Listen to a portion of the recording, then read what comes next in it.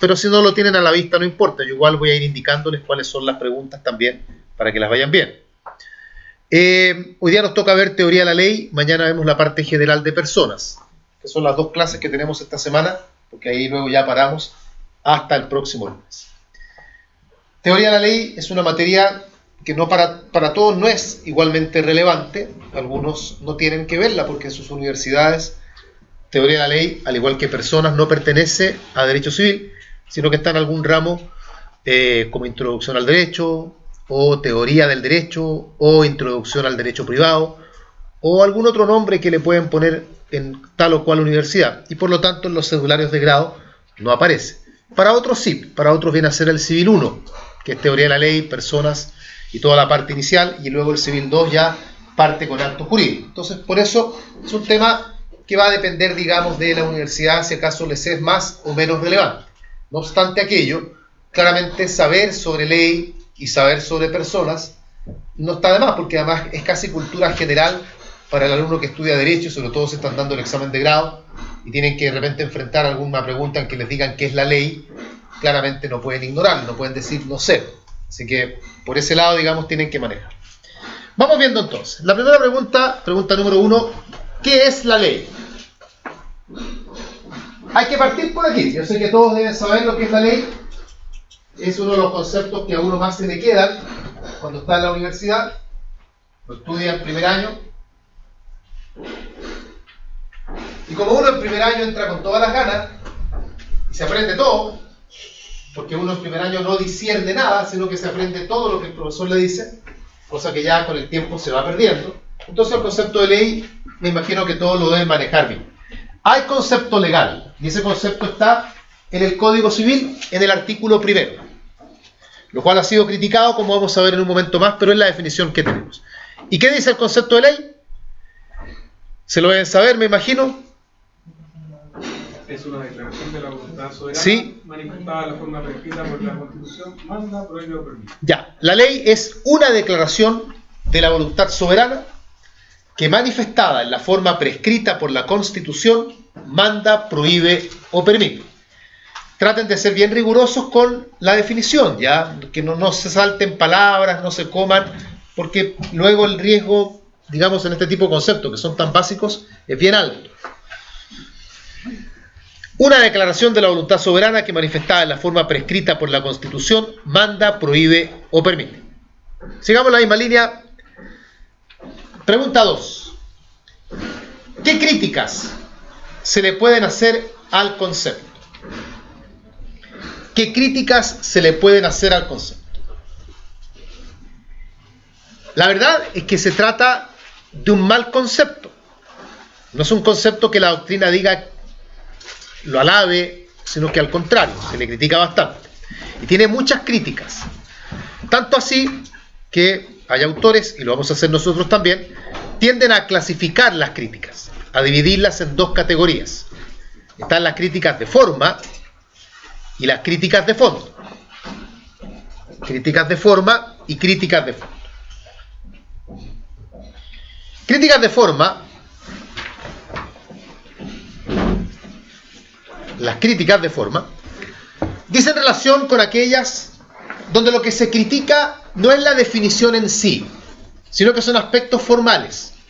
O sea, y ahora se van a dar cuenta cuando vemos un par de ejemplos. No estamos hablando de si la definición está bien o está mal, sino que se critican aspectos secundarios. Por ejemplo, una crítica de forma es la ubicación que la definición tiene. Porque se critica que la definición esté en el Código Civil. Porque el Código Civil es una ley también. Y la doctrina sostiene que no es bueno que la ley esté definida en una ley, sino que la ley debiera estar definida en la Constitución política. Así como la Constitución se toma el tiempo, por ejemplo, de señalar cuál es el proceso formativo de una ley, o también señala cuáles son las materias de ley que puede tener iniciativa el presidente o el Congreso. Con eso mismo, también la Constitución debiera ser la que define ley y no el Código Civil. Porque el problema de que la definición esté en el Código Civil es que tiene, digamos, una fuerza bastante precaria. porque el día de mañana cualquier ley que se dicte, que dé otro concepto de ley, va a derogar a la definición que está en el código. Entonces por eso se dice, debiera estar la definición en otro lado. Como ustedes se dan cuenta, esta crítica no tiene que ver con la definición en sí. La definición podría ser maravillosa, pero esta crítica igual la estaríamos haciendo. Esa es una crítica de forma, entonces. La segunda crítica de forma dice relación con la redacción. Porque se señala que la redacción del concepto es un tanto confusa. Porque uno lee, no está mal la redacción, ojo, no es una mala redacción, pero es una redacción que induce a engaño. Recuerden mentalmente la definición. La ley es una declaración de la voluntad soberana que, manifestada en la forma prescrita por la Constitución, manda, prohíbe o permite. La fuerza que la ley tiene, este poder que la ley tiene para mandar, para prohibir, para permitir, ¿de dónde emana? ¿Quién le da a la ley la fuerza que tiene? Ya. Si uno mira la definición, uno empieza a dudar. Uno dice, como dice su compañera, esa fuerza la ley la tiene porque se la da la Constitución. Otros dirán que la fuerza la ley la tiene porque emana de la voluntad soberana. La realidad es que la fuerza que la ley tiene, la tiene por emanar de la voluntad soberana. Pero la redacción es poco clara en ese sentido y podría llevar al error de creer que la fuerza que la ley tiene, la tiene porque emana de la forma que está prescrita por la Constitución. Insisto, en esto la definición no está mal, la definición no está mal redactada. Lo que pasa es que la redacción es confusa. Si ustedes leen el código, se van a percatar de que literalmente lo que el código dice es: la ley es una declaración de la voluntad soberana que, coma, manifestada en la forma prescrita por la Constitución, coma, manda, prohíbe o permite. Que esté entre comas esa frase significa que es una frase que no es la frase relevante para la definición. Las frases que están entre comas, yo no sé qué tanto se acuerdan del colegio o no, pero son frases que se llaman yuxtapuestas, es decir, es como si la frase estuviese entre paréntesis. Solamente describe algo, pero no es lo esencial. Lo esencial es que la ley tiene la fuerza que tiene por ser una declaración de la voluntad soberana. Ahí hay dos críticas de forma. Otras críticas son las críticas de fondo, donde ahora sí lo que vamos a criticar es la definición en sí, lo que la definición intenta decir. Si acaso lo que la definición dice lo dice bien o no lo dice bien. Tenemos, por ejemplo, como crítica de fondo, la definición no contiene las principales características de la ley. No contiene las principales características de la ley. Entre ellas, la definición en ningún momento dice que la ley sea obligatoria, por ejemplo, que es un rasgo distintivo de la ley, ser obligatorio. Y la definición eso no lo destaca. Lo dice el código más adelante. El artículo 14, por ejemplo, dice que la ley es obligatoria para todos los habitantes de la República, pero eso debiera haber estado ya, al menos insinuado, en la definición, y la definición no lo dice. Esa es una crítica de fondo, entonces. Y la otra crítica de fondo dice relación con las finalidades de la ley. ¿Cuáles son las finalidades de la ley? ¿Para qué sirve la ley? De acuerdo a la definición, uno dice, la ley sirve para mandar, para prohibir y para permitir. O sea, la ley no sirve para nada más. No tiene otro afán la ley. Por ejemplo, si yo tomo el Código Civil, o cualquier ley, pero tomemos el Código Civil, y miramos algún artículo como, por ejemplo, el mismo artículo primero, o el artículo 670, o el artículo 55. ¿Qué hay en el 670? ¿Alguien recuerda? Ya, se define tradición. En el 55, ¿qué se define? Persona. Se define persona, por ejemplo. Persona es todo individuo de la especie humana, cualquiera sea su edad, sexo, estirpe o condición. Ese artículo manda, prohíbe o permite. No hace nada de eso el artículo. Entonces se ha señalado que hay distintas normas que tienen otro afán, que no es solamente mandar, prohibir o permitir. Las leyes sirven para otros fines también, y que los fines que señala el artículo primero son fines también muy incompletos. Otra crítica de fondo, voy a retomar algo que dijo su compañero, una tercera crítica de fondo, es que la definición no señala cuál es el fin último de la ley, que como bien indica su compañero, la finalidad última de la ley es alcanzar el bien común.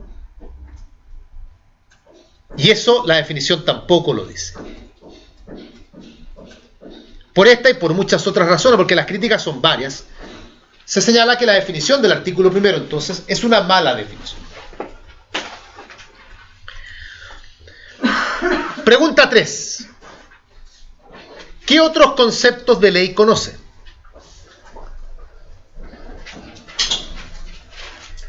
Bueno, aquí ustedes pueden ser creativos porque todos los textos tienen un montón de conceptos. Va a depender de si ustedes están estudiando esto de Carlos Ducci, de Jaime Williams o de algún apunte X, van a encontrar tal o cual concepto. Pero hay dos conceptos que generalmente uno le recomienda al alumno que se aprenda, que son, uno que lo van a haber visto en la universidad, que es el concepto de Planiol. Planiol dice que la ley es una regla social obligatoria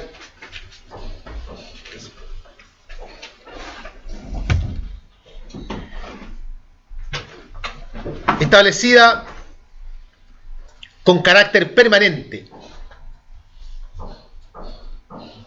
por la autoridad pública, establecida con carácter permanente por la autoridad pública y sancionada por la fuerza. Planiol hace algo que es muy sencillo. Planiol elabora la definición señalando en la definición las principales características de la ley. La ley es una regla social, la ley es obligatoria, la ley está establecida con carácter permanente, la ley emana autoridad pública, la ley se sanciona con la fuerza. Él juntó las características y con eso armó una definición. Si hay una crítica que se le podría hacer a la definición de Planiol, es que sigue sin decir cuál es la finalidad de la ley, para qué sirve la ley. Todavía no lo dice. Aunque algunos que lo defienden señalan que algo se podría inferir al señalar que es una regla social, que ahí se estaría dando a entender que la finalidad de la ley es regular la vida del hombre en sociedad. Pues, otra definición que es de las más típicas también es la de Santo Tomás. Santo Tomás dice que la ley es la ordenación racional u ordenación de la razón, también aparece por ahí, depende de la traducción. Ordenación racional dirigida al bien común, dada y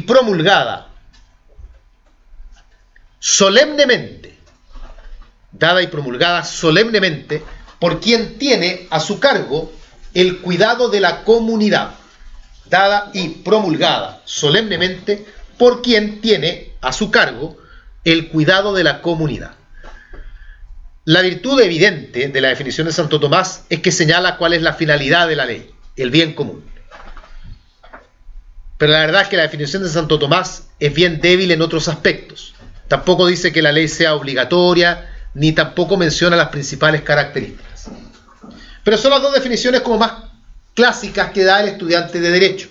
Así que si necesitan dar, además de la definición del Código Civil, otras, pueden recurrir a estas. ¿Me tengo que aprenderla el Código Civil a pesar que está mala? Claro que sí. Todas las definiciones legales se las tienen que saber tal como las da la ley. Si la ley define algo, ustedes tienen que definirlo como lo define la ley. Y si está mala la definición, mala suerte, hay que aprenderse la definición igual. Peor aún, van a tener que aprender que está mala, por qué está mala, y aprenderse alguna definición que esté bien. O sea, el que la definición, el código, no la dé bien, a ustedes les aumenta el trabajo. Pero obviar la definición legal bajo la premisa de que no me la aprendí porque está mala, no está bien. El profesor ustedes siempre que contesten con la definición legal, la respuesta va a estar bien. Después la criticarán, dirán lo que quieran, a menos que el profesor intencionalmente les pregunte otra definición. El profesor les diga, además de la definición del código, ¿qué otra definición de ley conoce? Obviamente ahí no pueden dar la definición del código, tendrán que dar otra. Pregunta 4. ¿Qué características tiene la ley? Esta también es una de esas preguntas abiertas, porque acá no hay una información específica que el profesor esté esperando. Las características no son taxativas, ¿ya? Y ustedes acá partirán por las que les suenen más convincentes o más fáciles de recordar. Mi consejo es partan con las que aparecen en la definición de Planiol. O sea, si se aprende la definición de Planiol, ahí se aprendieron de inmediato ya como 6 características. Mencionemos algunas de todas formas. Letra A, la ley es una regla social. ¿Qué significa eso? Que la ley tiene por objeto regular la vida del hombre en sociedad. Si el hombre vive solo, si Robinson Crusoe estaba solo en su isla, él no necesita leyes. ¿Para qué? ¿Regular la vida de qué? ¿La de él? Da lo mismo. Pero cuando el hombre vive en sociedad, necesita leyes. Letra B, la ley es obligatoria. Esto es fundamental, porque nosotros vivimos en una sociedad donde hay muchos tipos de reglas sociales. Reglas de cortesía, de vecindad, tienes que saludarme para mi cumpleaños, etc. Pero esas reglas no son obligatorias. La ley, en cambio, es una regla obligatoria. La ley no es un consejo. Si ahora la velocidad máxima en centros urbanos es 50 kilómetros por hora, tenemos que andar a 50, no podemos andar a más. Nos guste o no nos guste, esa es la ley. Letra C. ¿Qué otra característica tienen por ahí? Permanente. Ya, la ley es permanente. No perpetua. La ley no es para siempre. La permanencia significa que la ley va a estar vigente mientras no se derogue. O sea, si tenemos alguna institución en alguna ley que ya no se usa, esa ley todavía está vigente. El desuso no afecta a la ley. Ustedes tienen que haber visto en sus clases con profesores de otros ramos, penal, por ejemplo, que le habrá comentado al profesor de penal, el Código Penal tiene delitos que ya no se pueden ni siquiera cometer ya, pero ahí están los delitos todavía, mientras estén en el código, existen como leyes. Contratos que hay en distintos códigos, en el mismo Código Civil, contratos que ya no celebra nadie ya, el censo. Pero ahí está, el legado de carruaje, ¿a quién le importa eso? Pero está regulado en la ley. Entonces, la ley, mientras esté vigente, mientras no sea derogada, la ley está vigente. Eso significa la permanencia. Otra característica, letra D me parece. Ya, la ley emana de autoridad pública. O mejor dicho, la ley tiene un proceso formal de gestación. La ley no aparece de la nada, sino que tiene un proceso de formación formal. Al decir formal, está establecido por otro cuerpo legal. En general, al menos en los sistemas occidentales, las leyes emanan de una autoridad pública. Llámese presidente, llámese congreso, eso va variando de país en país. Otra característica, letra E, el incumplimiento de la ley está sancionado. Esto va muy de la mano de la obligatoriedad. Si usted no cumple con la ley, habrá una sanción. Esa sanción irá variando dependiendo del tipo de ley. Pueden ser sanciones privativas de libertad, pueden ser sanciones patrimoniales, puede ser una sanción que recaiga sobre un acto, puede ser la privación de ejercer algún cargo público. Hay muchos tipos de sanciones. Letra F.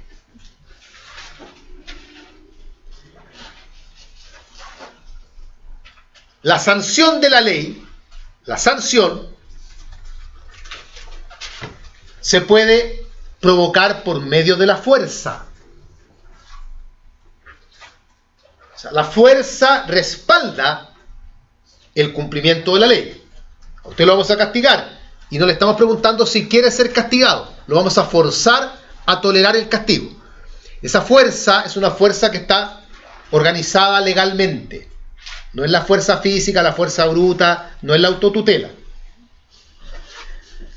Una última característica de muchas que podríamos señalar, letra G parece, la ley es cierta.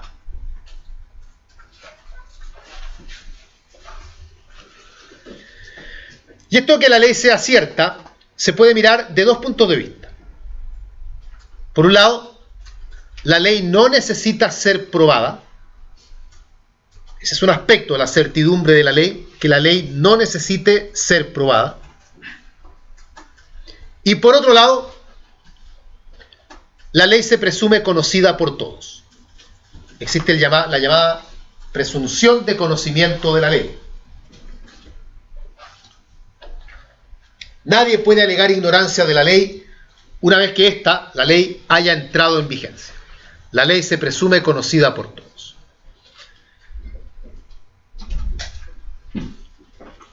En ese mismo sentido, pregunta 5. ¿En qué consiste la presunción de conocimiento de la ley?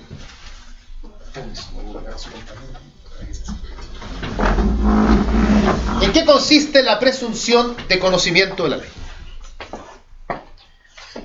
Ojo, puede suceder que algún profesor... Aquí hay dos cosas que les pueden preguntar. Una pregunta que está asociada con esto es: ¿qué tipo de presunción es esta? La presunción de conocimiento de la ley. Si les preguntan qué tipo de presunción es, la respuesta es que se trata de una presunción de derecho. Es decir, no admite prueba en contrario. Usted no saca nada con demostrar que usted no conoce la ley. Es que yo llegué a Chile recién, no importa. Es que yo no sé leer ni escribir, no tiene ni idea, no importa. O sea, esa es una forma. Pero hay otra pregunta, ojo. Algún profesor les puede preguntar si acaso esto es realmente una presunción o no.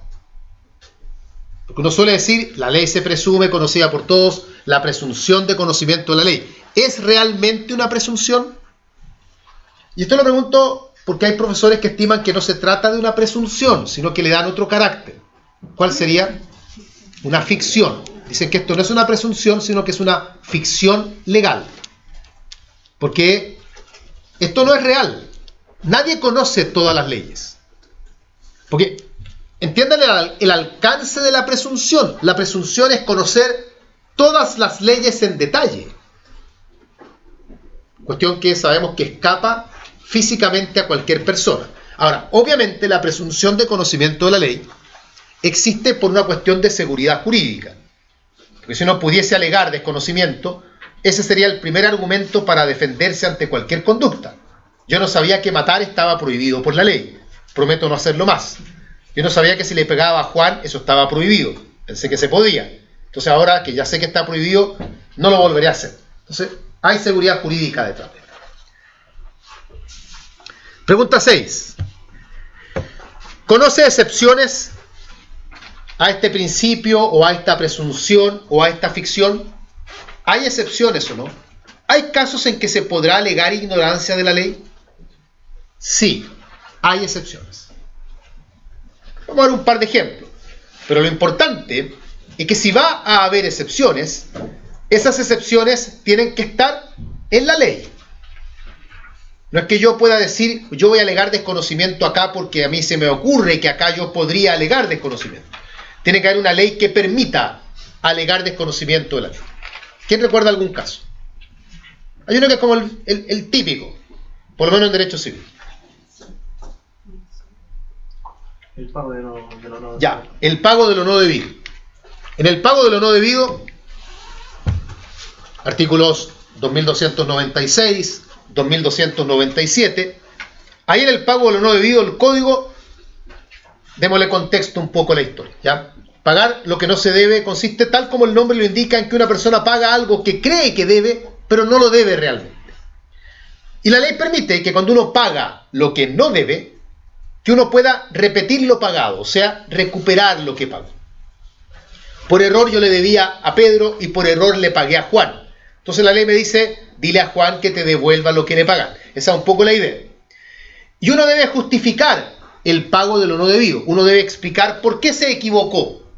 Y la ley admite que ese error que uno ha cometido para pagar equivocadamente puede ser ignorancia tanto de un hecho como ignorancia en el derecho. O sea, uno puede alegar cualquiera de las dos circunstancias. Yo me equivoqué al pagar. Y ese error que yo cometí puede ser un error de hecho, o sea, un error de una circunstancia fáctica, o puede también ser un error de derecho. Entonces ahí la ley permite alegar error de derecho, pero se alega porque la propia ley permite alegar. ¿Otra materia? ¿Algún otro ejemplo? Ya, el otro ejemplo que es fácil de recordar está en el Código Tributario, en que dicho código permite alegar ignorancia de la ley tributaria para evitar el pago de alguna multa. Esto se da puesto que como la ley tributaria es una ley muy engorrosa, que incluso para nosotros que la tuvimos que estudiar en la universidad ya nos complicaba, con mayor razón complica al ciudadano común y corriente. Entonces la ley permite, bueno, si usted no tributó tal o cual cosa porque no sabía que había que tributarla, perfecto, no le aplicaremos la multa si usted alega que ignoraba dicha circunstancia. Y eso ocurre porque el Código Tributario permite alegar desconocimiento de la ley. Ya. Ahí tenemos entonces las 6 primeras preguntas desarrolladas que corresponden a lo que yo ahí denominé la parte general, porque estamos hablando todavía de la ley en términos amplios. Sigamos. Acá vamos a ver a cosas más puntuales. Número 7. Una pregunta bien sencilla. ¿Cómo se clasifican las leyes de acuerdo al artículo 1 del Código Civil? Fíjense que si hay algo que uno puede rescatar del artículo 1, de lo poco que se puede rescatar, porque ya nos hemos dado cuenta que son puras críticas casi, es que por lo menos, el artículo 1 nos permite clasificar las leyes. Y está en la parte final, en el manda, prohíbe o permite. De acuerdo a eso, las leyes se clasifican entonces imperativas, mandan, o sea, ahí va la palabra mandan, imperativas, prohibitivas y permisivas. Imperativas, prohibitivas, permisivas. ¿Qué significa que una ley sea prohibitiva? Van a decir lo obvio, van a decir la ley prohibitiva es la que prohíbe. Pero díganme algo más contundente. Prohibitiva. ¿Qué hace la ley prohibitiva? ¿O qué es una ley prohibitiva? ¿O qué describe, qué caracteriza, qué distingue a una ley prohibitiva? La ley prohibitiva es aquella que impide, para no repetir prohíbe, impide una conducta en términos absolutos. O sea, lo que está prohibido no se puede hacer.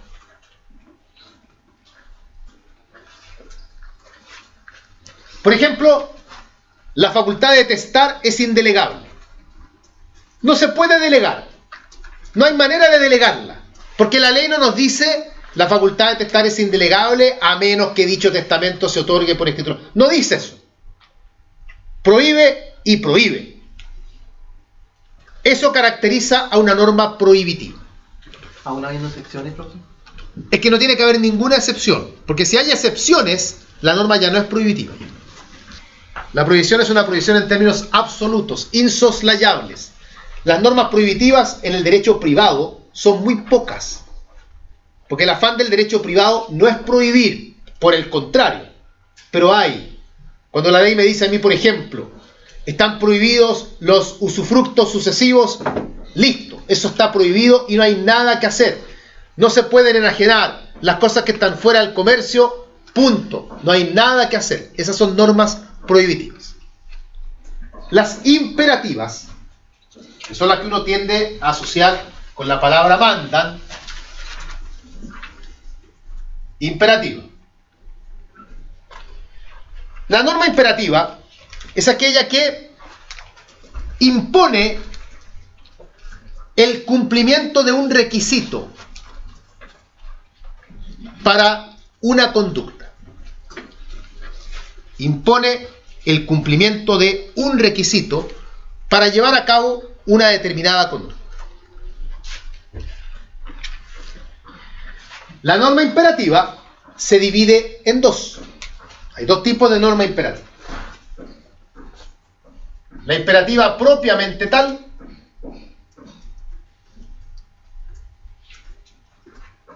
y la imperativa de requisito.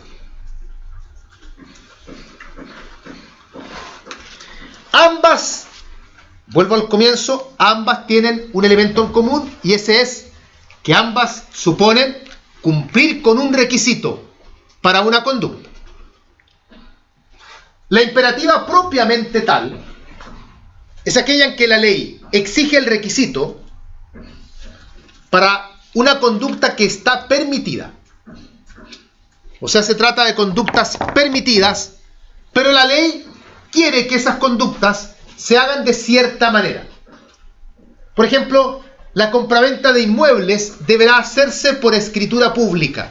¿Está prohibiendo la norma celebrar compraventas de inmuebles? No, lo está permitiendo, pero quiere que se haga de cierta manera. Esa es una norma imperativa propiamente tal. Las imperativas de requisito, en cambio, son aquellas normas que ordenan cumplir con un requisito para celebrar un acto que en principio está prohibido. O sea, la imperativa de requisito es aquella norma que en una primera lectura prohíbe una conducta, pero permite realizarla si uno cumple con un requisito. No se pueden enajenar las cosas embargadas, a menos que el juez lo autorice. Esa es una norma imperativa de requisito, porque comienza prohibiendo la conducta, pero luego permite realizarla con un requisito. Por eso es que uno no puede decir que la norma prohibitiva es la que prohíbe y quedarse con eso como concepto, porque la imperativa de requisito también prohíbe. La diferencia está en que la prohibitiva, lo que prohíbe, no se puede hacer. En cambio, la imperativa de requisito, lo que prohíbe, sí se podría hacer cumpliendo con algún requisito que la propia ley señala. Profesor, en ese habría la renuncia. ¿La renuncia de qué? La renuncia el código establece que la renuncia está permitida en los casos que no contravenga la ley. Claro, es que la renuncia es un acto neutro. Tú tienes que hablar de la renuncia de qué para darle la renuncia a la prescripción, la renuncia a los gananciales, la renuncia al plazo. Entonces depende de aquello a que estés renunciando, veremos si la norma es. Entonces tú me dirás, ¿y esa norma entonces? Y lo vamos a ver ahora. Porque ¿cuál es la tercera categoría? Prohibitiva, imperativa, permisiva. La norma permisiva es aquella que le da al titular un derecho. Y ese titular es libre para ejercer o no ejercer ese derecho. Le confiere al titular un derecho, siendo él libre de ejercerlo o no. Ahí estaría la renuncia, por ejemplo. La ley dice, usted tiene un derecho, renuncia a él. Igual me dirán, oiga, pero la renuncia está limitada. De acuerdo, porque en el derecho chileno en general todas las libertades están restringidas, pero la libertad uno igual la tiene. O la definición de dominio, cuando le dice al dueño, usted puede hacer uso, goce y disposición de forma arbitraria de aquello de lo que es dueño. La norma general en el sistema jurídico chileno es que las normas sean permisivas, porque el afán del legislador en derecho privado, derecho civil es parte del derecho privado, es dejar hacer, no estar limitando las conductas. El problema con esta clasificación, que fue lo que comentamos al principio, es que esta clasificación no es cerrada, porque uno puede encontrar un montón de normas legales que no cumplen con ninguna de estas tres finalidades, por lo pronto todas las definiciones. Y ahí la doctrina tiene que empezar a parchar esta clasificación y decir que además de las prohibitivas, imperativas y permisivas, están las dispositivas y en fin, y empiezan a agregar otras categorías. Pero el artículo primero, esta es la clasificación que se desprende. Pregunta 8, que es la pregunta que necesariamente viene acá. ¿Cuál es la importancia de esta clasificación? ¿Para qué sirve? ¿Para que me la pregunten en el examen? No. Para rajarme, tampoco. ¿Cuál es la finalidad de la clasificación?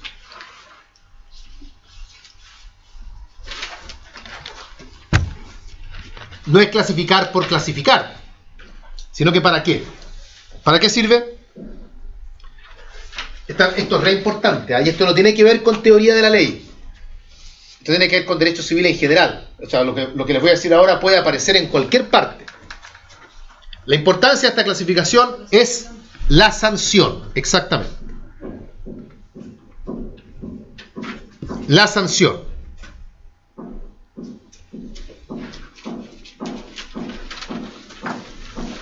Dicen que la pizarra, no sé, por la luz, no hay mucho que hacer, ahí tendría que apagar la luz yo para que la pizarra se vea, porque da el reflejo de los focos en la pizarra. Pero la pizarra yo le voy a sacar la foto, así que no es tan grave, a menos que yo mueva la cámara y logre ubicarla en un lugar. Ahí. Pero no puedo hacer la clase con la postura. Por ahí para que vean la pizarra. Pero yo le voy a sacar la foto después. Si la cámara la giro no tanto para que vean la pizarra, porque me vean a mí. Importancia entonces de la clasificación, las sanciones. Las sanciones. ¿Cómo se sanciona la infracción a una norma prohibitiva? Estamos hablando civilmente, ¿ya?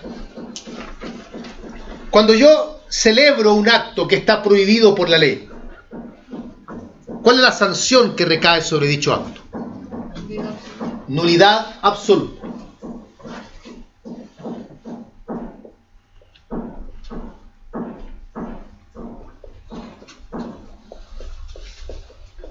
¿Cómo llegamos a esa conclusión? Aquí se relacionan 3 artículos. Esta pregunta de grado también. Que son el artículo 10, que dice: los actos que la ley prohíbe son nulos y de ningún valor. Pero ese artículo no nos dice qué tipo de nulidad hay, pero nos anticipa al menos que los actos que están prohibidos por ley son nulos. Luego está el artículo 1466, en la parte final. 1466, en la parte final. Este artículo dice que toda vez, no lo voy a citar textualmente, quiero que entiendan la idea, que todo acto que está prohibido por la ley, si es celebrado, sufre, llamémoslo así, objeto ilícito, incurre en una causal de objeto ilícito. El artículo textualmente dice: hay objeto ilícito en todo acto o contrato prohibido por la ley. Entonces ese artículo ya nos agrega otro elemento, nos agrega: mira, si yo celebro un acto que está prohibido, hay objeto ilícito. Sabemos entonces por el artículo 10 que hay nulidad. Sabemos por el artículo 1466, parte final, que hay objeto ilícito. Nos falta el último artículo, que es el 1682. 1682. Y ese artículo señala con más claridad que cuando existe objeto ilícito, hay nulidad absoluta. Entonces ahí se cierra un poco el círculo de por qué, al infringirse una norma prohibitiva, la sanción es nulidad absoluta. Si se infringe una norma imperativa, ¿cuál es la sanción? Se infringe norma imperativa. Depende. ¿Por qué? ¿Qué dijimos que tienen en común toda norma imperativa? Toda norma imperativa tiene en común que ordena el cumplimiento de un requisito.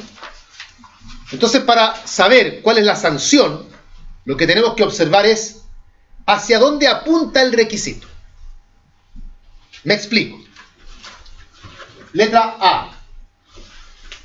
Si el requisito se exigía en atención a la naturaleza del acto, ¿cuál será la sanción ahí? Nulidad absoluta, porque siempre que se omiten requisitos que dicen relación con la naturaleza del acto, nulidad absoluta.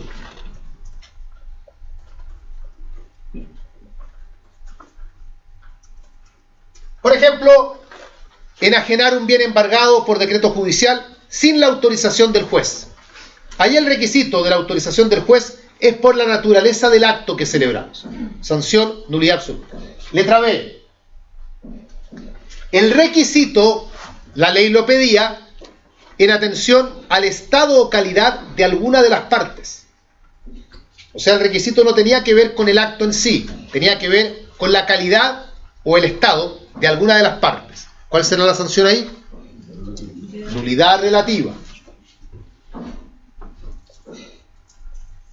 Porque habrá nulidad relativa en todo acto o contrato en que se incumplan los requisitos que la ley exige en atención al estado o calidad de las partes.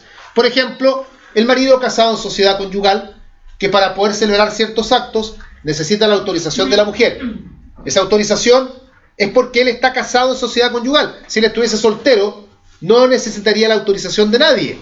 Si estuviese casado, pero separado totalmente de bienes, tampoco necesitaría la autorización de nadie. La necesita porque él está casado en sociedad conyugal. Nulidad relativa. Letra C. El requisito mira a la protección de los terceros.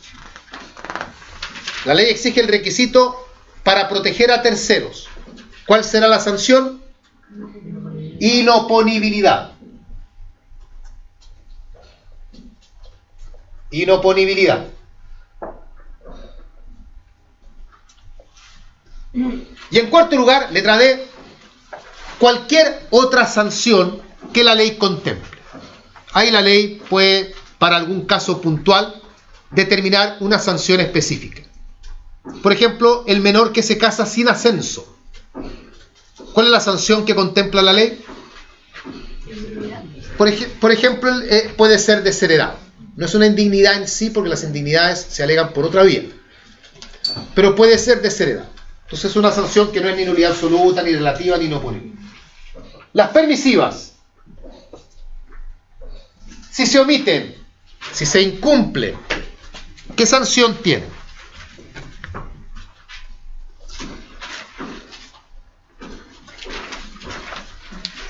Partamos indicando que incumplir una norma permisiva es difícil, porque se supone que la norma permisiva me da a mí un derecho que yo soy libre de ejercer o no, por lo tanto el incumplimiento como tal es difícil de elaborar. Pero se podría incumplir una norma permisiva cuando se comete lo que se denomina el abuso del derecho. Cuando yo violento mi derecho más allá de lo que la ley permite.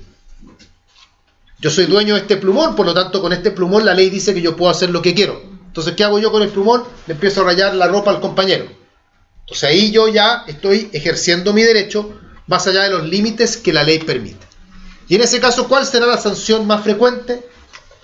Indemnización de perjuicios. Indemnización de perjuicios. Insisto que lo normal es que no haya sanción, pero si va a haber alguna sanción, la más común ahí es la indemnización de perjuicios.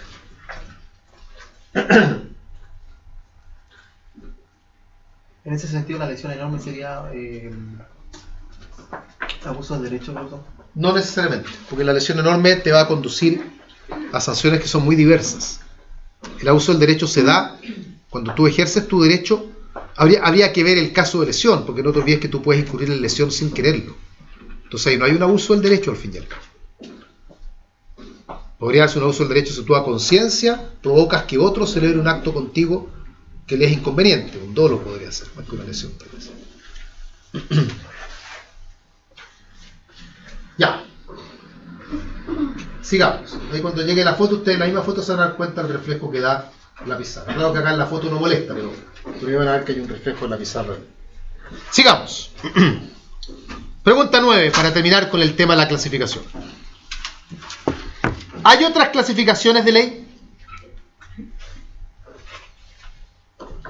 Sí, hay otras clasificaciones. Pero en derecho civil no les van a preguntar otras. Las demás clasificaciones están en la órbita del derecho público, según la jerarquía, por ejemplo. Leyes ordinarias, leyes de quórum calificado, leyes orgánicas constitucionales. Según su contenido, leyes civiles, leyes penales, etc. Ahí incluso se puede tocar el tema de la potestad reglamentaria también y todo lo demás, pero que, insisto, no son temas propios del derecho civil. Dejamos de lado la clasificación, entramos a los efectos. 10. ¿Cuáles son los efectos de la ley?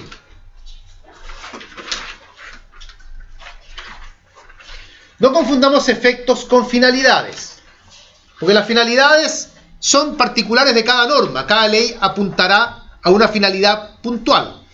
Por último, uno dirá el bien común, regular la vida en sociedad. Los efectos dicen relación con los derechos y obligaciones que emanan de la ley. Y para esto uno suele recurrir a la descripción clásica de los efectos de la ley, en que hablamos de los efectos de la ley en tres ámbitos. Efectos de la ley en las personas, efectos de la ley en el tiempo, efectos de la ley en el territorio. personas, tiempo, territorio. Pero, alguien me dirá, yo escuché un profesor que preguntaba otro más. Además de los 3 clásicos, preguntaba, ¿y cuál es el cuarto? Hay un cuarto para algunos autores.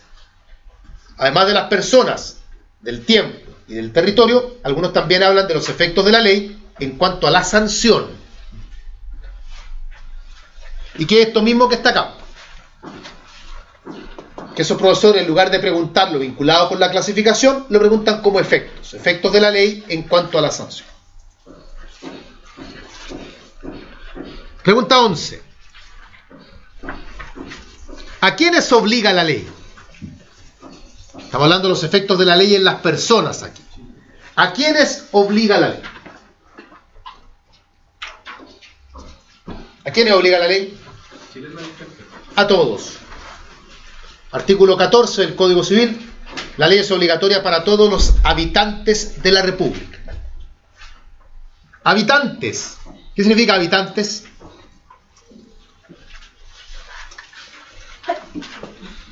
Siempre se caen en cosas tan aparentemente sin importancia. ¿Qué significa habitantes? Que habitan. Muy bien. ¿Y eso qué significa? No. Nos vamos a los atributos de la personalidad. Domicilio, residencia, habitación. La palabra habitantes la asocian con domicilio, con residencia o con habitación. Con habitación. Entonces, ¿qué será habitantes? ¿Qué es habitación? Llamada también morada. Es un lugar transitorio en que una persona se encuentra accidentalmente. Por lo tanto, ¿quiénes son habitantes? Los que se encuentran en un lugar, aunque sea de paso. Por lo tanto, cuando el Código dice, la ley obliga a todos los habitantes de la República, está queriéndonos decir que obliga a todos los que se encuentran en Chile. No solo los que estén domiciliados en Chile, no solo los que tengan residencia en Chile, todos. Ahora, a esta hora, está el equipo brasileño que va a jugar con Colo-Colo en un rato. Van a estar probablemente 3 días en Chile. ¿Están regidos por la ley chilena mientras están acá? Claro que sí. ¿Están domiciliados en Chile? No. ¿Residen en Chile? No. Están de paso. Pero igual se rigen por la ley chilena. Esto no significa que la ley rija a todos por igual. ¿Ya? A pesar que la ley tiende a la igualdad, sabemos que hay criterios de discriminación positivos. Depende de la edad, puede que la ley nos afecte de manera distinta. Depende del sexo, porque sabemos que la ley para hombres y mujeres no es exactamente igual. Por ejemplo, el marido es el jefe de la sociedad conyugal. Las edades de jubilaciones son distintas para hombre y mujer. La llegada a la pubertad para la ley es distinta entre hombres y mujeres. O sea, la ley discrimina de acuerdo a criterios positivos, llamémoslos así, para entender que no son discriminaciones arbitrarias. 12. ¿Desde cuándo la ley produce efectos?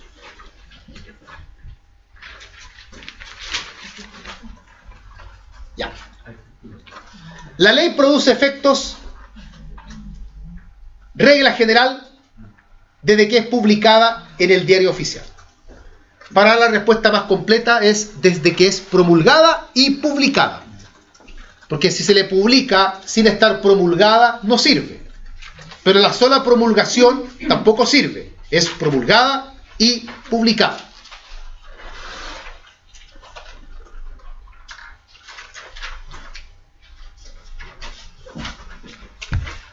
Profesor, Sí.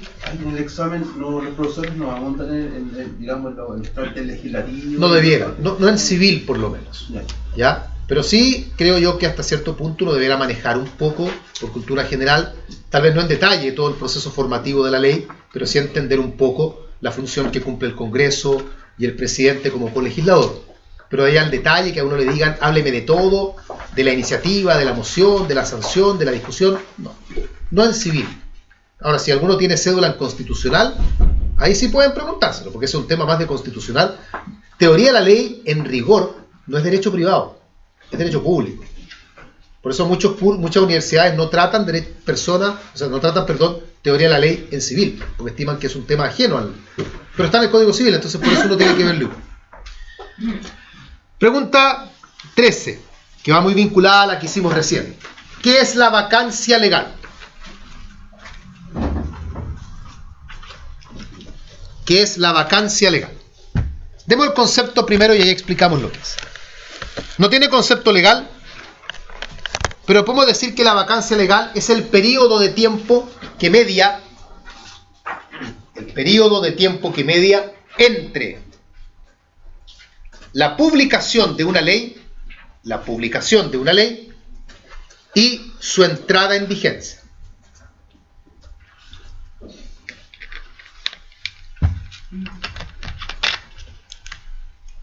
A ver, lo lógico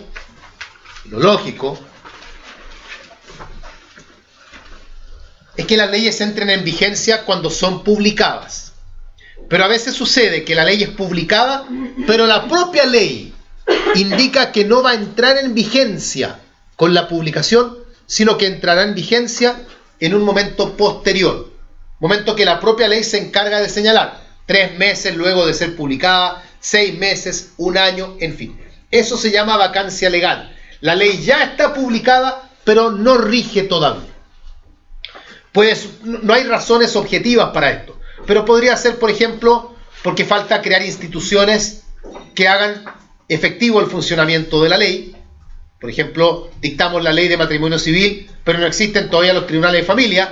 Entonces todo lo relativo a los tribunales de familia de la ley de matrimonio civil queda a la espera de que existan los tribunales en cuestión, o tal vez porque la ley provoca cambios muy profundos y el legislador estima que es necesario que tenga este periodo para que se estudie la ley, y ahí las universidades hacen seminarios, los profesores las pasan en clases, el gobierno se encarga de hacer programas para que la gente conozca el contenido de la ley y luego entra en vigencia. Eso se llama vacancia legal. No es común que las leyes tengan. Pero si hay que dar ejemplos de leyes que tengan vacancia legal, ¿cuáles? La reforma procesal penal. La reforma procesal penal, ya. Tramitación electrónica. La ley de tramitación electrónica. Ninguno de esos ejemplos le hacen al profesor de civil demasiada gracia. El Código Civil, por niño. El Código Civil tuvo una vacancia legal también. Sigamos. 14. ¿Qué es el efecto retroactivo?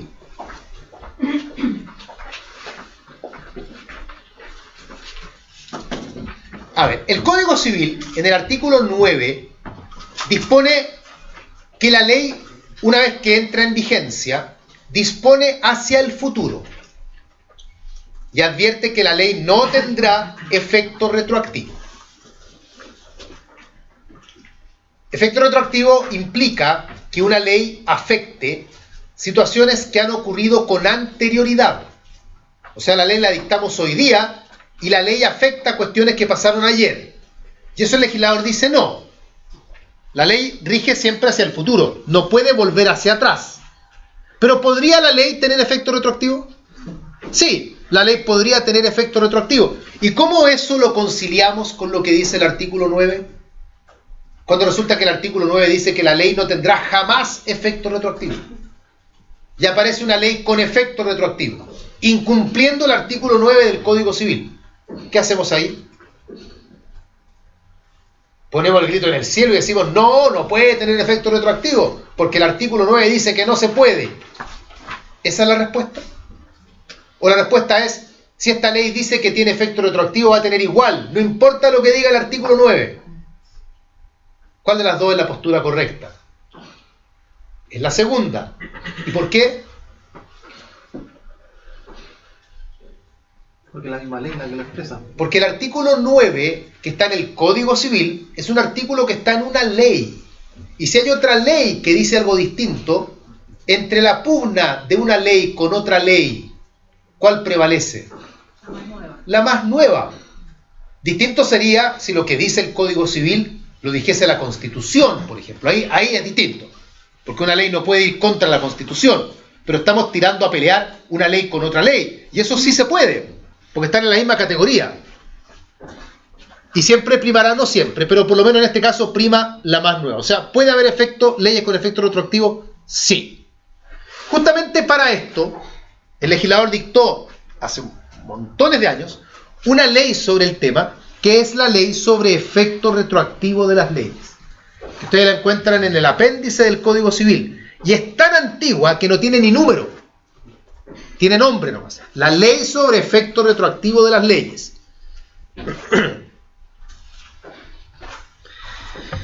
15. Estamos en el tema todavía. ¿Qué casos de retroactividad contempla la ley sobre efecto retroactivo?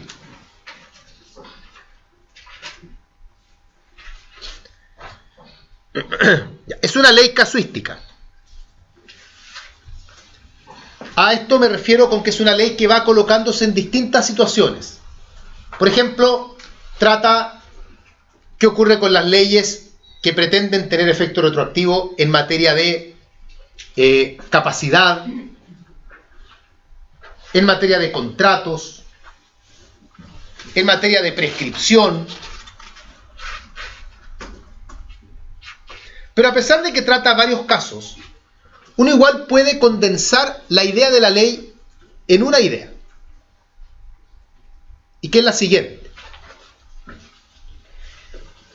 Una ley nueva no puede afectar las situaciones jurídicas adquiridas, lo que antiguamente se llamaban los derechos adquiridos, que hoy día se habla de situaciones jurídicas, que es más amplio. Por ejemplo, ¿a qué edad se alcanza hoy la plena capacidad de ejercicio? A los 18. Entonces, asumo por lógica que todos los que estamos en esta sala somos todos capaces, ¿cierto? Porque cumplimos 18 años. Pero imaginemos que, ¿qué edad tiene usted? 32. Tiene 32. Supongamos que ahora se dicta una ley que dice que desde hoy, para tener plena capacidad de ejercicio, hay que tener 35 años. ¿Su compañero deja de ser capaz porque tiene 32? No, porque la situación jurídica él ya la adquirió y él tiene el derecho a ser considerado capaz. Y una ley nueva no puede modificarle la adquisición del derecho. Ahora, si él tiene 17 años y está esperando a cumplir 18 para ser capaz y le tiran encima una ley que dice que ahora tiene que esperar a los 30, ahí él va a tener que esperar nomás, porque él la situación jurídica no la alcanzaba todavía. Entonces, las situaciones jurídicas ya adquiridas no pueden ser alteradas por una ley posterior. Pero una ley posterior sí puede afectar los derechos que emanan de la situación. O sea, cómo yo mi situación la aprovecho jurídicamente. Eso sí.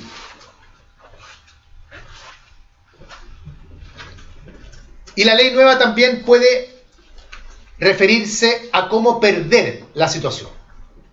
O sea, la pérdida de la situación y los derechos que la situación me confiere quedan entregados a la ley nueva, pero la adquisición queda entregada a la ley antigua.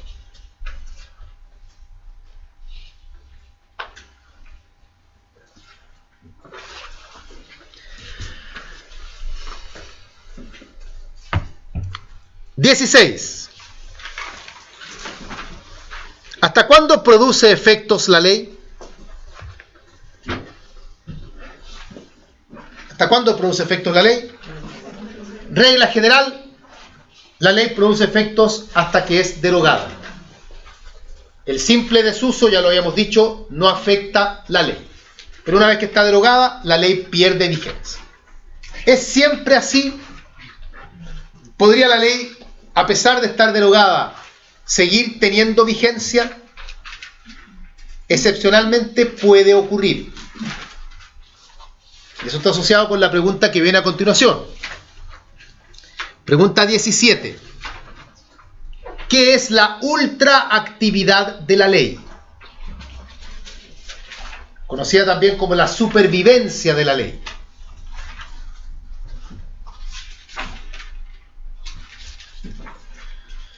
Esto se refiere a la posibilidad de que una ley pueda seguir produciendo efectos a pesar de estar derogada. ¿Cómo puede ocurrir esto? ¿Cómo puede una ley seguir produciendo efectos a pesar de estar derogada? Ocurre cuando la propia ley lo señala. Cuando existe una norma legal que permita que una ley, a pesar de estar derogada, siga produciendo efectos. Por ejemplo, el mismo Código Civil en materia de contratos. La ley dice que en cada contrato que se celebra va incorporada la ley vigente al tiempo de su celebración.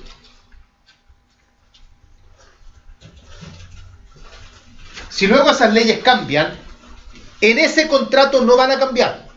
Porque si el contrato se celebró, coloco un ejemplo puntual, la ley de arrendamiento de predios urbanos, la ley 18.101. Antes de la ley 18.101, los arrendos de predios urbanos se regían por un decreto ley. Y la ley 18.101, en sus disposiciones transitorias, dice: la presente ley deroga el decreto ley antiguo, pero sin embargo, los arriendos celebrados bajo el antiguo decreto ley se seguirán rigiendo por dicho decreto ley. Ese es un ejemplo de ultraactividad de la ley. El decreto ley quedó derogado, pero sigue vigente en los contratos celebrados mientras estuvo vigente en el tiempo. Otra materia en la que hay ultraactividad es en derecho sucesorio. La sucesión de una persona se rige por la ley vigente al tiempo de la apertura, la muerte.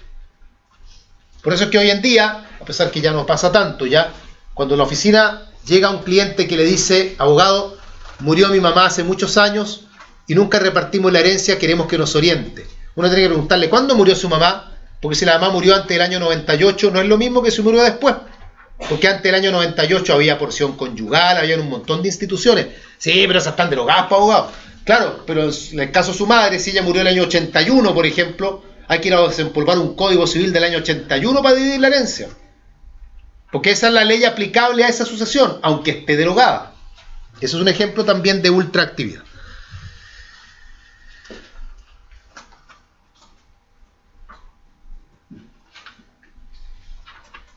Me pregunta Manuel la diferencia entre derogada y eliminada. Una ley derogada es una ley en que una institución desaparece y pasa a ser regulada por una nueva ley. Eso es lo que significa la derogación. La eliminación es: desaparece la institución completa. Entonces la institución ya no queda regida por ninguna ley, sino que la institución completa desaparece. Eso es la diferencia entre eliminar y derogar. Sigamos. Pregunta 18. Las que quedan son cortitas para que no se espanten. 18. ¿Dónde produce sus efectos la ley? Esta es una pregunta de respuesta, creo que yo, bastante lógica. ¿Dónde produce efectos la ley? En el territorio. Esto es lo que se conoce como la territorialidad de la ley. Territorio, no lo olviden, está compuesto por el suelo, el mar territorial, el espacio aéreo, etc. La ley chilena rige en el territorio chileno. 19. ¿Opera la extraterritorialidad? Regla general no, por un tema de soberanía. No podemos permitir que leyes extranjeras se apliquen en Chile, así como tampoco podemos pretender que la ley chilena se aplique afuera. Así que como regla general, la extraterritorialidad no opera. Pero hay, sin embargo, casos de extraterritorialidad.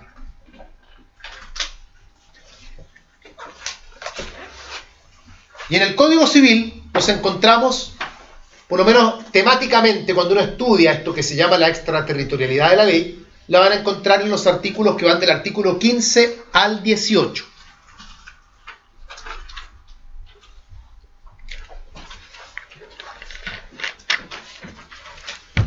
El 15 toca la extraterritorialidad en las personas, cuando dice que los chilenos igual quedarán regidos por la ley chilena, aunque salgan fuera de Chile, en lo relativo a la capacidad, a sus derechos de familia, en fin.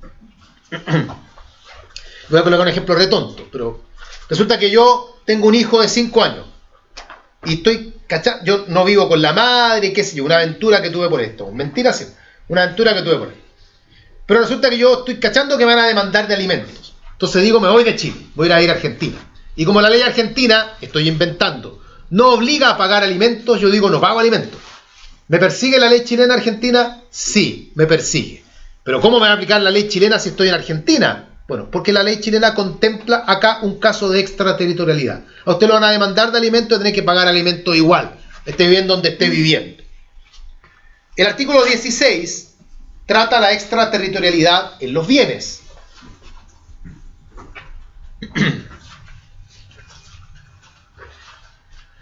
Y los artículos 17 y 18 tratan la extraterritorialidad en los actos, en los instrumentos, para ser más preciso.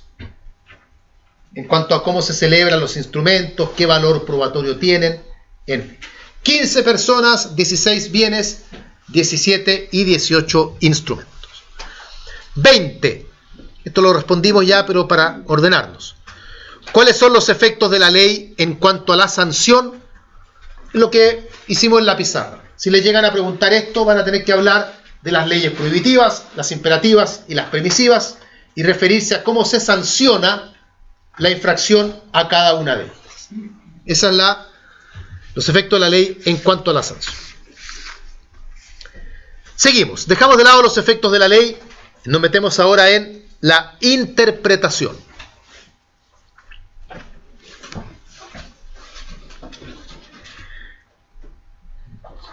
Pregunta 21.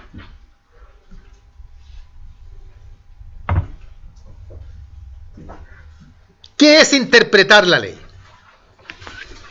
En general, ¿qué es interpretar?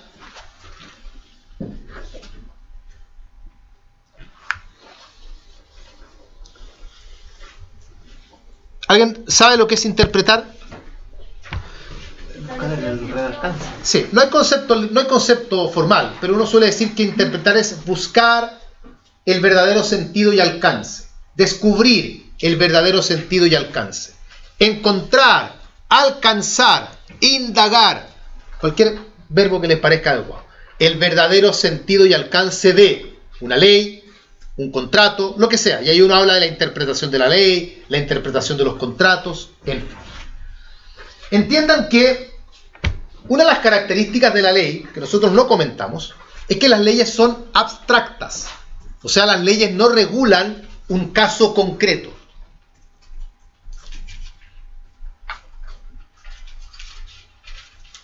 Fíjese, señor juez, que el problema que yo tengo es el siguiente. El camión de basura, cuando giró frente a mi casa y dio la vuelta en U para salir del pasaje, dejó caer un tarro de basura que aplastó a mi perrito y lo mató. Entonces yo quiero demandar a la municipalidad. Y el juez va a decir, lo siento, no hay ninguna ley que diga el caso del tarro de basura que aplasta con un tarro al perro. Así que no podemos aplicar nada. Las leyes no son casuísticas, son abstractas. Y el que tiene la labor de tomar la norma abstracta y llevarla al caso concreto es el juez. Eso se llama aplicar la ley. Aplique la ley, juez. Tome la norma abstracta y vea cómo cuadra en el caso puntual. Y para aplicar la ley, el juez tiene que interpretarla. Tiene que encontrar cuál es el alcance de la ley para ver cómo esa ley, con ese alcance, se logra adecuar al caso puntual que se le está presentando. Es imposible pretender que el legislador, sea quien sea, pueda dictar una ley que vaya caso por caso escribiendo todo lo que pueda pasar. Por eso las leyes son abstractas. 22. ¿Quién puede interpretar la ley?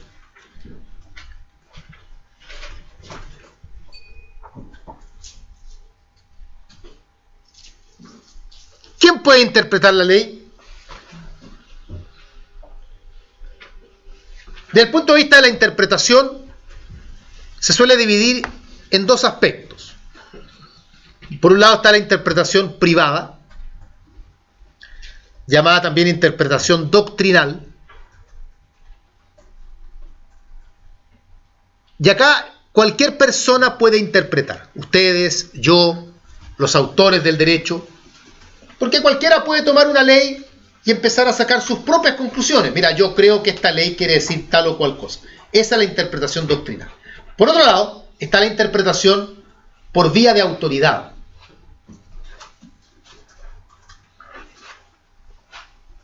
Y que se suele subdividir en tres.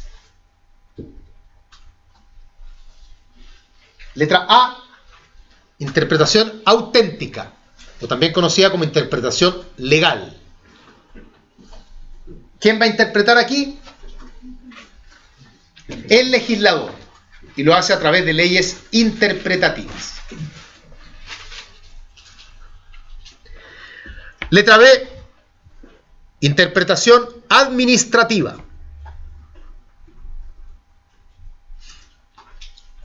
¿Quién interpreta aquí?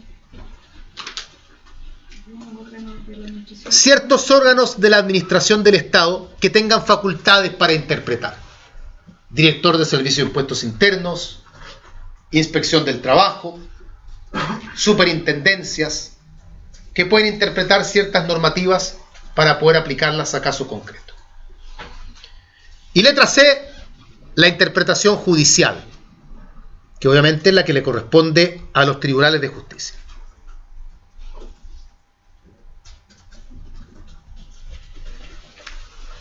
Pregunta 23. ¿Qué características tiene la interpretación legal? Vamos a destacar 3 características. Vamos a pasar por alto lo evidente, ya que es la que efectúa el legislador. Letra A. Tiene fuerza obligatoria general. O sea, cuando el legislador interpreta, esa interpretación obliga a todos los habitantes de la República. Tiene fuerza obligatoria general. Letra B. Se efectúa a través de leyes, las llamadas leyes interpretativas. El legislador no interpreta colocando un aviso en el diario ni escribiendo un libro, sino que dicta una ley. Letra C. El legislador puede interpretar todas las leyes que estime pertinentes. No está limitado en cuanto a las leyes que podría interpretar. Toda ley es interpretable, ocupando la palabra ley en su sentido amplio. Hasta la Constitución se puede interpretar. Pregunta 24. Lo mismo, ¿qué características tiene, pero ahora la interpretación judicial? Letra A. ¿Qué fuerza obligatoria tiene la interpretación judicial? ¿Obliga también a todos los habitantes de la República? No, obliga solo a las partes que están en conflicto, a las partes del juicio. Ni siquiera obliga al juez. El juez podría interpretar la misma ley en un sentido hoy y en otro sentido mañana. Letra B.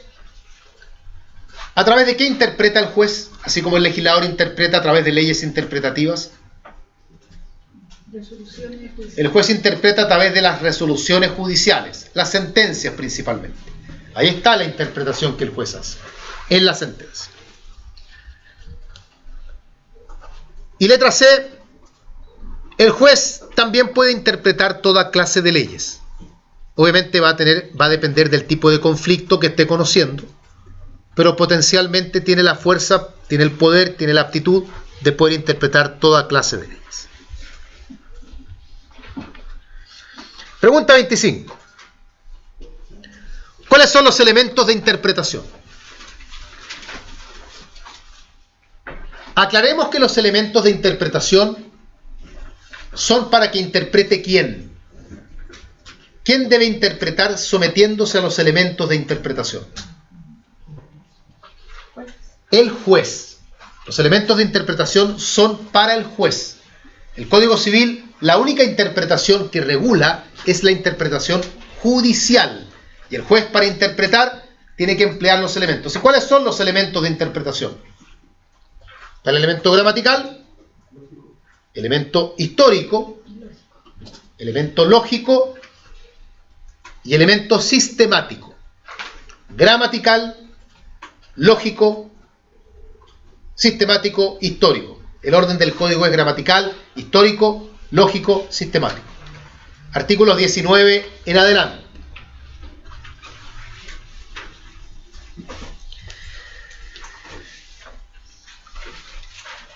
Brevemente, cada elemento para tener por lo menos el concepto, la idea. El elemento gramatical es aquel que implica buscar el sentido de la ley en las palabras que la ley emplea. Analicemos las palabras, la redacción, y de ahí deduzcamos ¿Qué quiere decir la ley? El elemento histórico supone buscar el sentido de la ley en la historia de la ley, es decir, las discusiones parlamentarias.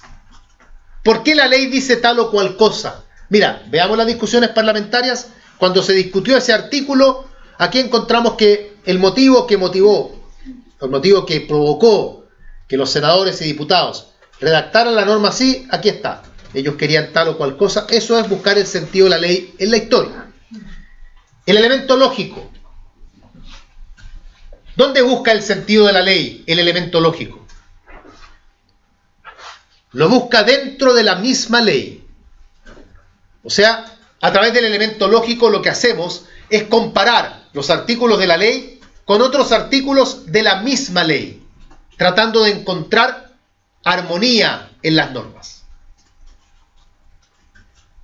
El artículo 4 de esta ley dice que los bienes muebles quedarán regidos a bla, bla, bla, pero no aclara qué tipo de bienes muebles son. ¿Son todos los bienes muebles? ¿Son solo los semovientes? Mira, hay otro artículo de la ley que señala otra cosa y que nos permite entender lo que el artículo 4 dice. Ya, eso es el elemento lógico.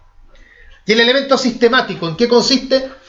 Buscar el sentido de una ley en otras leyes.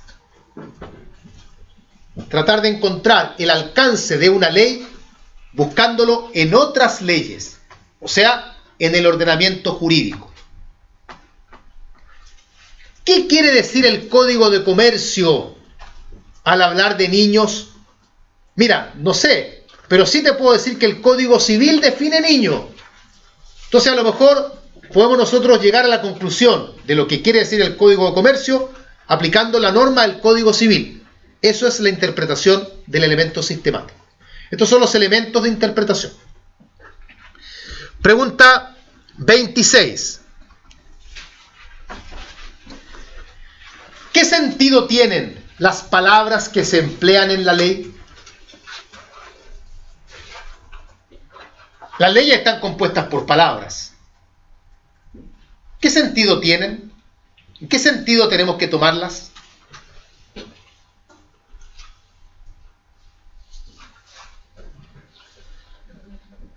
El artículo 55 dice: personas, todo individuo de la especie humana, cualquiera sea su edad, sexo, estirpe o condición. Y yo quiero saber qué es la estirpe. ¿En qué sentido tomo la palabra estirpe? ¿Dónde está? O yo quiero saber qué es sexo. ¿O qué es especie humana? ¿Qué alcance le doy a las palabras que están en la ley? ¿Qué sentido tienen? El propio Código Civil, en el título preliminar, aclara que las palabras de las leyes pueden tener tres sentidos. El primero, el más importante, el que prevalece sobre todos, es el sentido legal. O sea, cuando la ley ha definido una palabra, hay que emplear esa definición. Si el Código Civil dice que son niños los que no han cumplido 7 años, toda vez que leamos la palabra niño, tenemos que entender eso. No lo que yo creo que es un niño. Yo le decía a los alumnos en clase, para sus mamás ustedes siguen siendo niños igual. Y para mi mamá yo soy un niño todavía. Pero legalmente no. Legalmente niño es hasta los 7 años. O sea, mi hija que tiene 8 no es niña. Y en consecuencia ella no celebró el día del niño. No le regalé nada, porque ya no es una niña ya. Mi hijo que tiene 6, él sí. Él celebró su último día del niño. Ya no celebra más día del niño. Entonces, eso es niño, sentido legal. Segundo sentido, el sentido técnico, que corresponde a esas palabras que tienen un sentido técnico, que se vinculan con una ciencia o con un arte.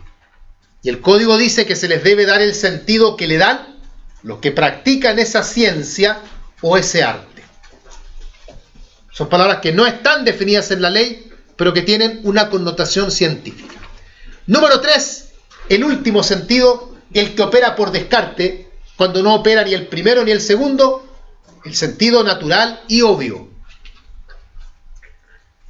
que luego de muchas discusiones doctrinarias se ha concluido que es el que corresponde al del diccionario de la Real Academia Española. O sea, ¿usted quiere saber qué es estirpe? ¿Está estirpe definida en la ley? No. ¿Es estirpe una palabra que se pueda vincular con una ciencia o con un arte? No. Entonces vaya al diccionario y lea qué significa estirpe. Y en ese sentido la está usando el legislador. Pregunta 27. También típica pregunta. ¿Todas las leyes se interpretan? ¿O no? La confusión pasa porque el código aparentemente da a entender que se interpretan solamente las leyes oscuras, los pasajes oscuros de una ley, pero la verdad es que todas las leyes se interpretan, todas. Por lo que dijimos antes, porque las leyes son abstractas y para poder llevarlas al caso concreto hay que interpretarlas. Toda ley se interpreta. Pregunta 28, otra pregunta muy común. ¿Los elementos de interpretación se usan en orden? O sea, primero el juez debe interpretar con el elemento gramatical y si no le funciona, ir con el elemento histórico y si no le funciona, va con el lógico y así. La doctrina ha concluido que no, que el juez debe emplear todos los elementos. Y como los tiene que emplear todos, da lo mismo con cuál comience. Además que no es una cuestión de comenzar o no comenzar. Si el proceso por el cual interpreta no se conoce en definitiva. Lo que se conoce es el resultado en la sentencia. Y ahí se entiende que el juez, para llegar a ese resultado, tiene que haber empleado todos los elementos de interpretación. 29. ¿Qué otras herramientas existen para interpretar? En otros términos, esta pregunta puede ser también, ¿solo se interpreta con los elementos? No. Si bien es cierto, los elementos son la principal herramienta para interpretar, también hay otras. Además de los elementos, entendamos por elementos el gramatical, histórico, lógico y sistemático, tenemos también la equidad natural. El Código Civil también la menciona, la equidad natural. El espíritu general de la legislación.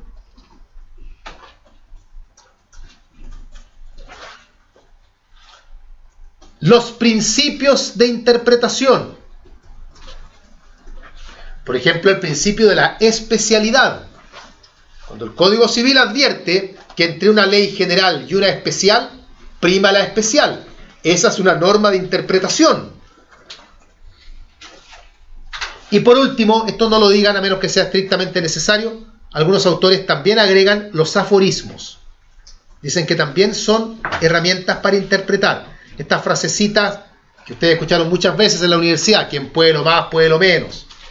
Donde existe la misma razón, debe existir la misma disposición. Y que cuántas veces algún profesor no justificó una norma diciéndole, bueno, esto tiene que ser así, porque si allá es de esta forma, acá tiene que ser igual, porque donde existe la misma razón, debe existir la misma disposición. Se pueden dar en arriendo cosas ajenas, el código no dice nada, pero si el código dice que se pueden vender cosas ajenas, quien puede lo más, puede lo menos, entonces si tú puedes vender algo ajeno, con mayor razón podrás dar en arriendo algo ajeno.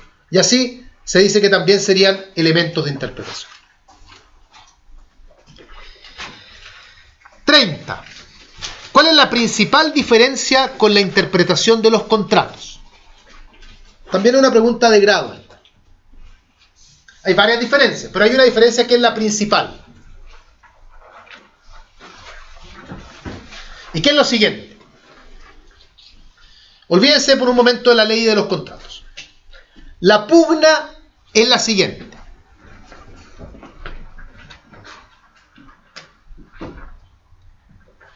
El pololo, conversando con la polola, le dijo que estaba gordo. Y la niña entró en pánico. Y el pololo le dice, mira, es que en realidad tú me malentendiste. Yo no quise decir que estabas gorda, porque lo que yo quise decir fue otra cosa. Entonces empieza la pugna entre lo que dijiste y lo que quisiste decir. Que todos los que hemos peleado alguna vez sabemos que hay una diferencia entre lo que digo y lo que pienso. Yo no quise decir eso, pero lo dijiste. Y ahí empezamos a discutir. Esto también se lleva al plano jurídico. a nivel de interpretación de ley, ¿qué es más importante? ¿Lo que el legislador dice o lo que el legislador quiso decir? Lo que el legislador dice. El código señala que respecto a la interpretación de la ley dice: no se desatenderá el tenor literal a pretexto de consultar el espíritu. O sea, si la ley dice esto, esto es. No, es que el legislador quiso decir otra cosa. A mí no me importa lo que el legislador quiso decir. Si el legislador dijo esto, es esto. En cambio, en la interpretación de los contratos es exactamente al revés. Si hay pugna entre lo que los contratantes dijeron versus lo que ellos querían, prima lo que ellos querían. 1560. Conocida claramente la intención de los contratantes, debe estarse a ella más que a lo literal de las palabras. Más importante que lo que digan es lo que quieren. En cambio, en el legislador es más importante lo que dicen que lo que quisieron. Hay una vuelta de 180 grados entre una postura y la otra. Entonces, esa es la principal diferencia, entre otras varias que hay, entre la interpretación de la ley y la interpretación de los contratos. Pasamos, por último, a la costumbre. Dejamos de lado lo que es ley propiamente tal. Vamos a la costumbre, que también está dentro de la teoría de la ley. Ya estamos terminando ya. Pregunta 31. ¿Qué es la costumbre? No está definida por la ley, por lo tanto acá hay que dar definiciones doctrinarias. Y ustedes tendrán su definición favorita, si es que recuerdan algunas. Yo les voy a dar una, tómenla o déjenla, si se saben otra, se quedan con otra. La costumbre es la repetición constante y uniforme, repetición constante y uniforme de ciertas conductas basado en el convencimiento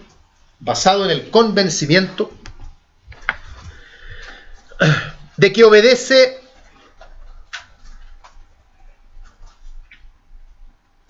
¿a qué? A un imperativo jurídico. Basado en el convencimiento de que obedece a un imperativo jurídico.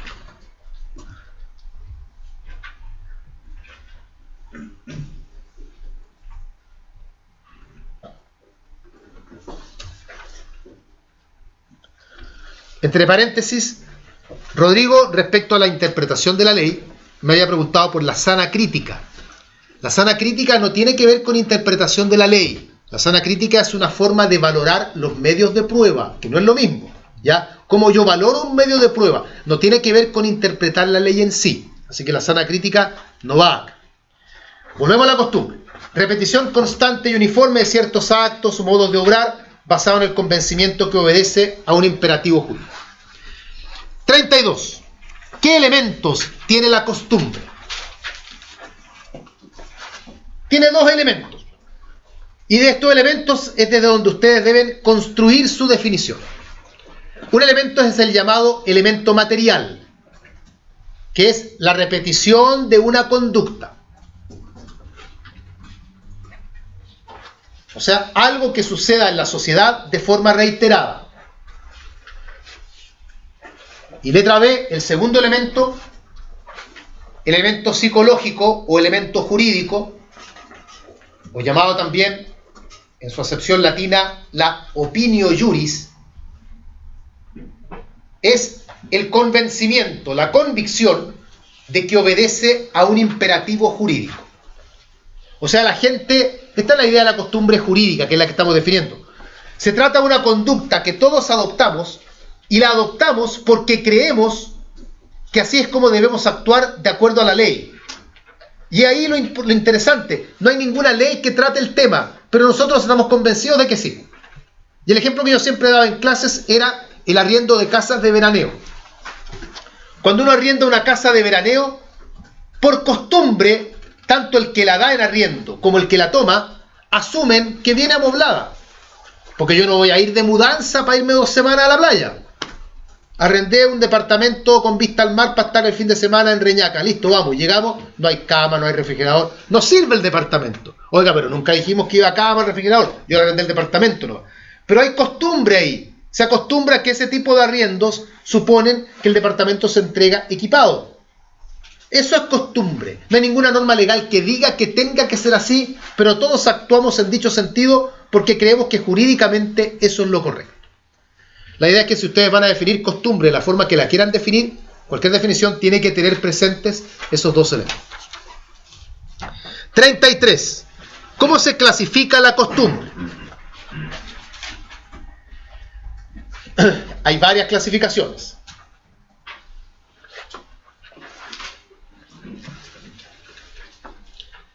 Número 1. De acuerdo al espacio territorial que abarca. El espacio territorial que abarca está la costumbre nacional y la costumbre local. O sea, costumbres que abarcan todo el territorio de la República, costumbres que son propias de una cierta localidad. Segunda clasificación, esta es importante, la primera no tanto, pero esta sí. De acuerdo a la relación que tiene con la ley. Tenemos costumbre según ley.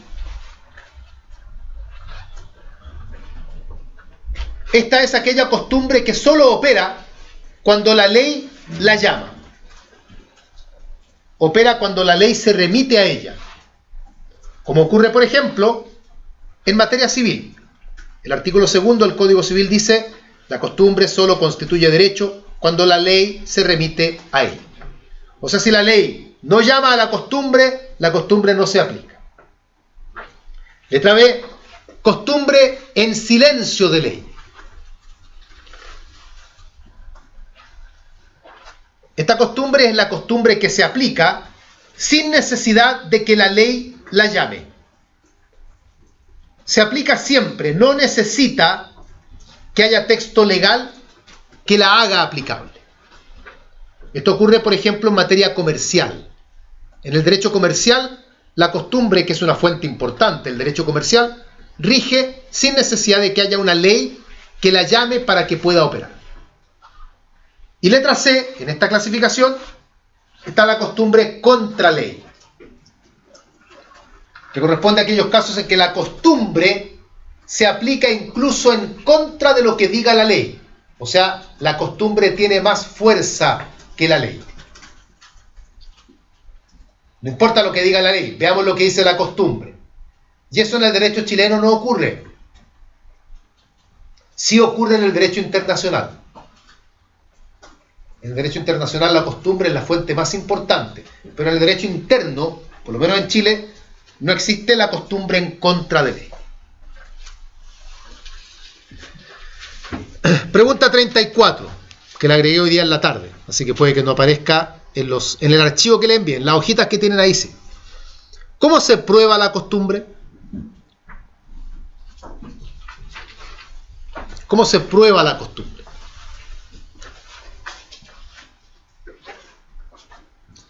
Distingamos materia civil, materia comercial. En materia civil, voy a destacar dos aspectos. Letra A, la costumbre se prueba siempre. Siempre que uno invoque costumbre la va a tener que probar. Letra B, siempre en materia civil, se puede probar por cualquier medio de prueba. O sea, en materia civil no señalan cuáles son los medios de prueba que tenemos que emplear. Se puede probar por cualquier medio de prueba. Costumbre comercial o mercantil, como prefieran llamarlo. Dos aspectos a destacar. Letra A, solo se prueba cuando al juez no le consta. O sea, si al juez le consta la costumbre, no se necesita probar. Ahí hay una diferencia con la costumbre civil. Letra B, en materia comercial, la costumbre solo se puede probar de dos maneras. O sea, en materia comercial no tenemos la amplitud de prueba que hay en materia civil. Solo se puede probar de dos maneras. Número uno, por dos sentencias que reconozcan la existencia de la costumbre. Si yo tengo que probar la costumbre mercantil, tengo que conseguirme 2 sentencias que reconozcan que esa costumbre existe. O, número 2, con 3 escrituras públicas que reconozcan la existencia de la costumbre. Esas escrituras tienen que ser de fecha anterior a la costumbre que pretendemos probar. Si pretendemos probar una costumbre de algo que ocurrió el 3 de marzo del 2015 y yo quiero acompañar 3 escrituras públicas, tienen que ser anteriores a esa fecha. Porque si no, claramente iría hoy en la mañana a hacer 3 escrituras públicas y las presentaría como medio de prueba. Entonces, tienen que ser escrituras públicas anteriores. Pregunta 35. ¿Qué casos del Código Civil relativos a la costumbre recuerda?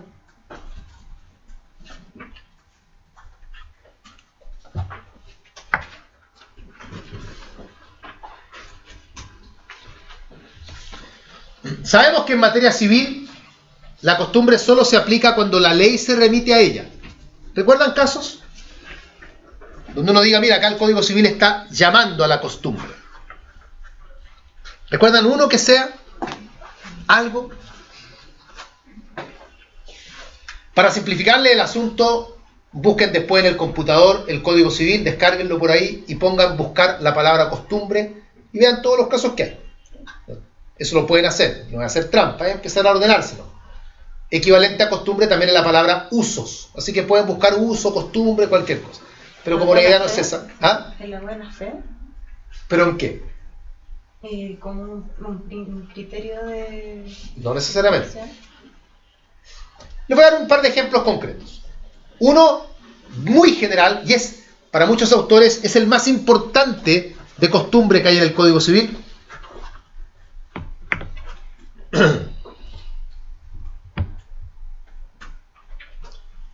Los contratos deben ejecutarse de buena fe, que es lo que decía su compañera, tal vez por eso un poco la confusión.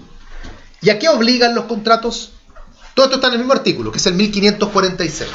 Los contratos deben ejecutarse de buena fe y obligan no solo a lo que en ellos se ha pactado, sino que también a lo que por ley y por costumbre se entiende incorporado en él. O sea, el 1546 señala que en materia de contratos la costumbre juega un rol importantísimo, porque la costumbre va incorporada al contrato, y lo que la costumbre diga también va a generar obligaciones y derechos para las partes contratantes. Para muchos ese es el ejemplo más relevante de contrato. Ahora, ejemplos puntuales, como están dando por acá algunos compañeros en el grupo, en el contrato de arriendo, por ejemplo, las reparaciones locativas. El Código Civil efectivamente dice, las reparaciones locativas serán aquellas que según la costumbre del lugar, bla, bla, bla, bla, bla.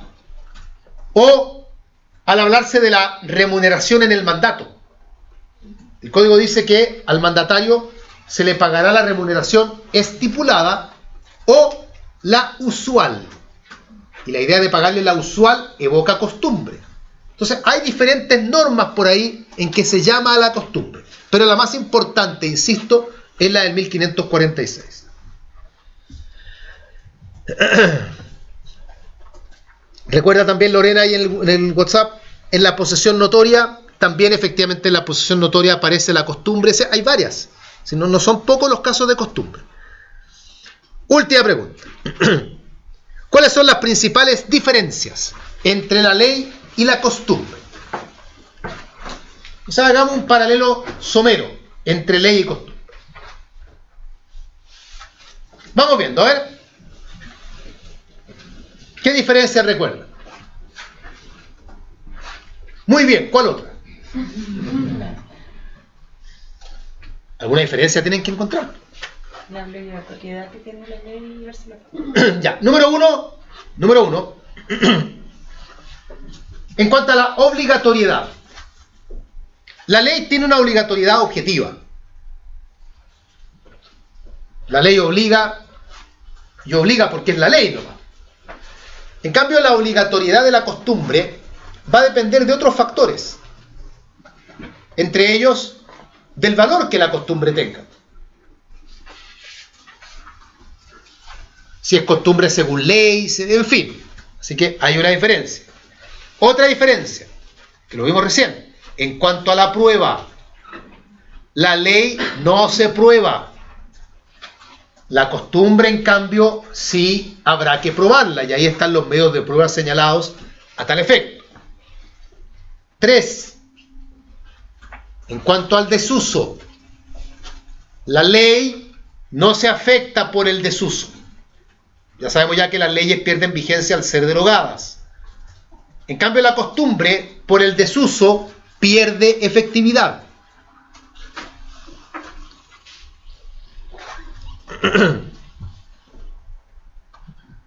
Manuel dice, la costumbre no constituye derecho, la ley sí. Cuidado, porque la costumbre puede constituir derecho. La costumbre, según ley, constituye derecho. Entonces, por eso no es bueno hacer una aseveración tan absoluta. Es más, cuando uno estudia en Introducción al Derecho las fuentes del derecho, uno estudia la costumbre, uno estudia la ley, la costumbre, la jurisprudencia, la doctrina. Son las llamadas fuentes formales del derecho. Así que tampoco es tan ni decir así, la costumbre, porque bajo ese rigor la costumbre no serviría para nada casi. No es tan así. Otro punto en el paralelo, ¿cuántos llevamos? 3. ¿Algún otro punto en el paralelo? En cuanto al proceso de generación. La ley surge por un proceso formal. La ley no aparece así de la nada, sino que tiene que haber una iniciativa, tiene que haber discusión, etc. Todas las etapas propias de la ley. La costumbre, en cambio, no tiene un proceso formativo definido. Surge espontáneamente en la sociedad, se va repitiendo en el tiempo y se transforma en costumbre, pero no tiene un proceso formal previo para ello. Profesor, ¿y qué pasa con la sanción? Ahí está el punto interesante. La sanción de la costumbre va a depender del valor que ésta tenga, ¿ya? Porque si, por ejemplo, la costumbre llega a tener reconocimiento legal, la costumbre va a tener la misma sanción que puede tener una infracción de ley o infracción de contrato. Coloco el ejemplo puntual. Si yo en un contrato cumplí con todo lo que el contrato dice, pero incumplí la costumbre, y en ese contrato la costumbre estaba involucrada, yo incumplí el contrato entonces. Y por lo tanto me expongo a las consecuencias propias de incumplimiento de contrato. ¿Se puede dar un ejemplo de lo que acabas de mencionar? El hecho de arrendar una casa de verano sin amoblar. Yo nunca la amoblé porque en el contrato, mira que está el contrato, en ninguna parte dice que esté amoblada. Pero tampoco dice que no lo esté. Y la costumbre del lugar indica que las casas de veraneo, que se arriendan por temporadas, son amobladas. Y si tú no la amoblaste, incumpliste y por lo tanto me tienes que indemnizar. Entonces ahí hay un ejemplo particular del tema. En mi época, cuando yo estudiaba, se hablaba del tema de la propina también. Sí, hoy día está más desgastado el asunto, ¿ya? También hay que recordar que ustedes son muy chicos, pero hubo una época en que la propina estaba regulada por ley. Entonces, legalmente uno tenía que dejar propina y era el 10%, creo que era también el 10%. Pero luego se pasó al tema de si era una costumbre o no dejar propina, en fin. Particularmente porque si yo dejo propina y luego pretendo recuperarla, si tenía argumentos para recuperar la propina. Entendiendo que lo que yo había pagado era un pago de lo no debido, o bien estaba pagado en virtud de la costumbre y el pago era válido. Entonces también había algo que tenía que ver con ese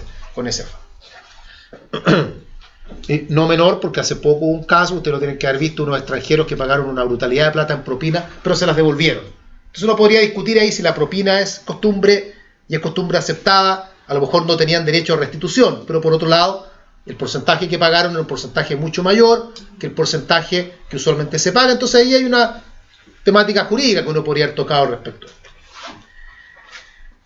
Bien, estamos listos por hoy entonces. Hoy día la clase fue más larga de lo habitual, las clases no son normalmente así, ya tan largas. Pero como era el tema teoría de la ley, que era un tema largo, y la idea era verlo en una clase porque no tenía destinado más tiempo, nos extendimos un poco en el tema. Mañana no va a ser tan extenso, vamos a terminar más temprano. Mañana tenemos que ver personas. Les envié hoy día se lo dejé en el grupo ahí el cuestionario.